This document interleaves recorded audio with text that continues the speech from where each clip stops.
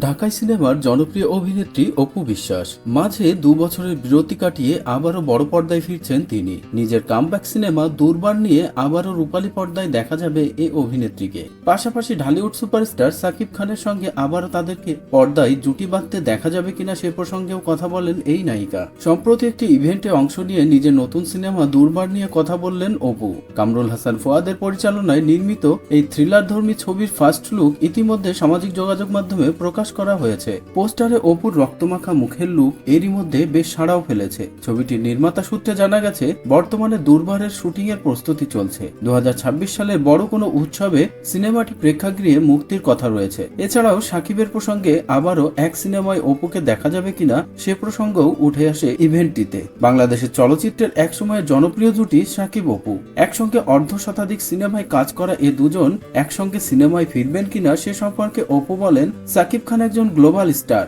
একজন সুপারস্টার, একজন mega star. তাকে নিয়ে বলার মতো নতুন কোনো ব্যাখ্যা নেই। আমি যেহেতু বিরতি কাটিয়ে আবারও কাজে ফিরেছি এবং সবার সহযোগিতা পাচ্ছি, তাই যদি কোনো হৃদয়বান প্রযোজকের কানে বিষয়টি পৌঁছায় এবং তিনি এগিয়ে আসেন, তাহলে দর্শকদের সেই ইচ্ছা পূরণ হতেও পারে। এই চিত্রনায়িকা আরো বলেন, আমি আর সাকিব মোট 72টি সিনেমায় কাজ করেছি। প্রযোজক ও পরিচালকদের সহযোগিতার কারণেই এতগুলো সিনেমা করা সম্ভব হয়েছে।